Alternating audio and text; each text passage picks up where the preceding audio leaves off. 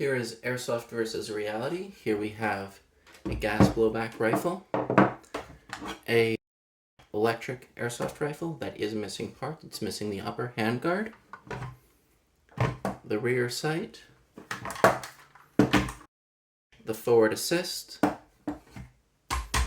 and the butt plate. Here we have a real AR-15. We will start with the gas blowback and the real one. This is an M4 carbine model made by Tokimerui. It's quite light. This one is longer, but it's comparable in weight. They are very similar in weight. They both have Picatinny rail systems, and they both function very similarly.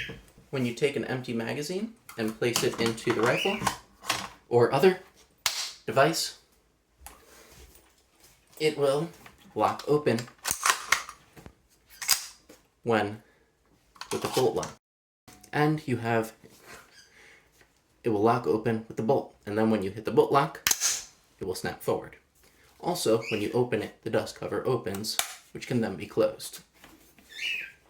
With the Airsoft gas blowback, when you put the magazine in, and you pull the charging handle back, it will lock open. And with the bolt press, it will close, and you can also close the dust cover. All the other functions work as well.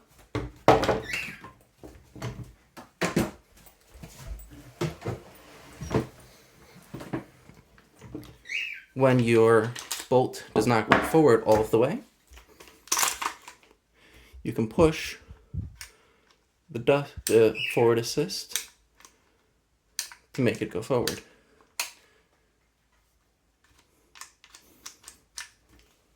Just like on the real one.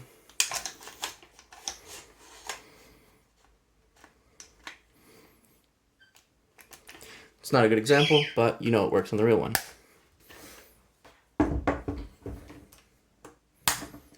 They also both take apart in a similar manner. Take a device to push the pin, adjustable stock,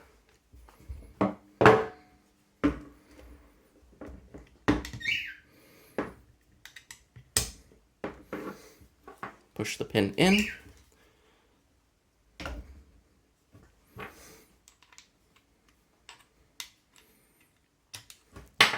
push the pin in, take the pin out, make sure the bolt is forward, and it will break open. This is a proprietary design. They do make realistic breakdowns, but you have your hammer. It comes forward, comes back. You have your buffer assembly, and you have your front pin, which you can also take down. You also have a bolt carrier. Again, there are more realistic designs, but this one is designed for airsoft and longevity. Your bolt goes into the charging handle. This is a shorter model because it's airsoft. And you have your bolt group. It has a mock firing pin and mock bolt lugs, as well as the front. And the teeth are just the same as on the real one. This specific airsoft model does not require the locking teeth to put the charging handle back in. Instead, this model can just go straight in as opposed to the real one.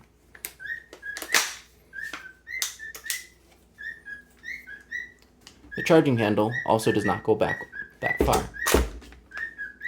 We can measure this. Top of the magazine. It's about one length of bullet, which we have right here. It's about one bullet length that it goes all the way back. With the real model, you can also take it apart by pushing the pin, taking it out, and hinging it open.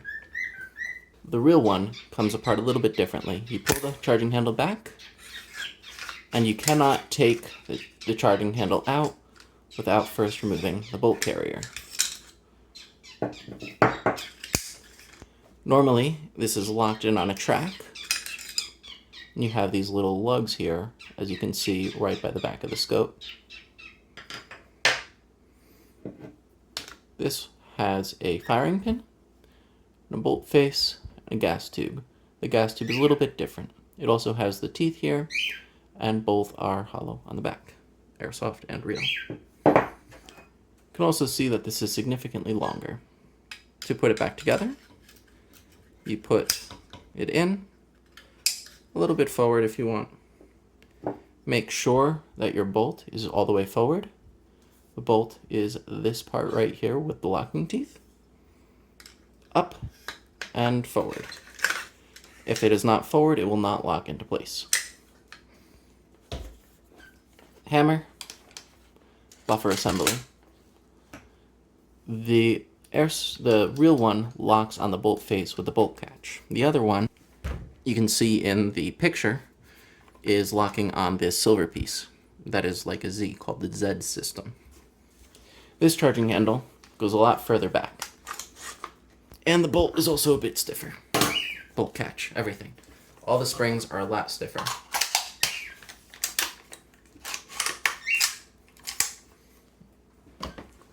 So with this one, it is greater than a magazine in distance,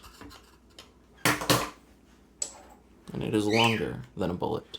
All of the springs are much, much, much more stiff on the real one. Here we have the electric airsoft one. On the electric airsoft one, this specific one is very, very light. This one is all plastic from the top to the bottom to maybe not the buffer tube, but everything is plastic. Some of the metal ones can be about the same weight as the real one. The airsoft, when you flip to semi or auto, it does not move the piece here. What they would do is they would have dexterous. There is no gas tube. The charging handle also opens the cover, and it moves the fake bolt just a little bit. Magazine release is the same. One annoying thing with certain airsoft guns is sometimes you have to put your magazines in like this, as opposed to straight in, where you angle them. This is exaggerated, but you put them in because there's a part in here called the gearbox, and sometimes it sticks to hold your mags in properly. The rear grip here is much wider when compared to the gas blowback.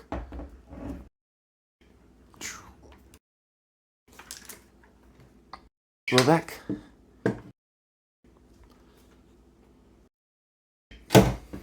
And the real one.